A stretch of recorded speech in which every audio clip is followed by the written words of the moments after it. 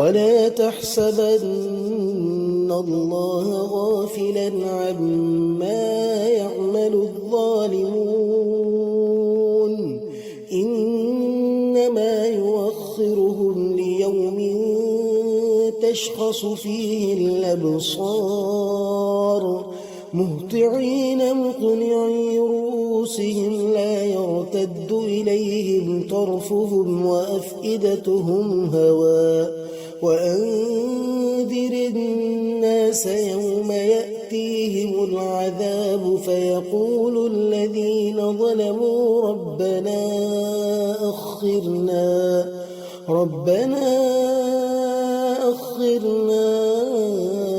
إلى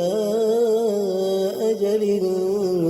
قريب نجب دعوتك ونتبع الرسل أولم تكونوا أقسمتم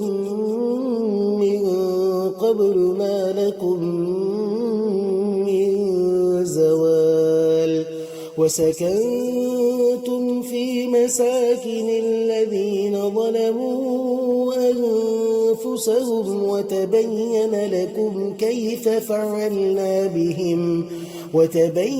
لكم كيف فعلنا بهم وضربنا لكم الأمثال وقد مكروا مكرهم وعند الله مكرهم وإن كان مكرهم لتزول منه الجبال فلا تحسبن الله مخلف وعده رسله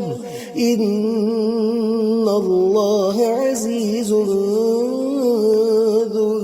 انتقام يوم تبدل الأرض غير الأرض والسماوات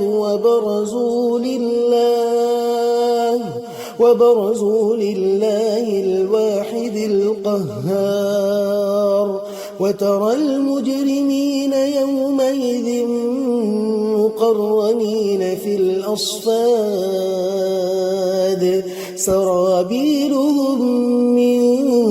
قطران وتغشى وجوههم النار ليجزي الله كل نفس ما كسبت إن الله سريع الحساب هذا بلاغ للناس ولينذروا به وليعلموا أنما هو إله واحد وليذكر أولو الألباب.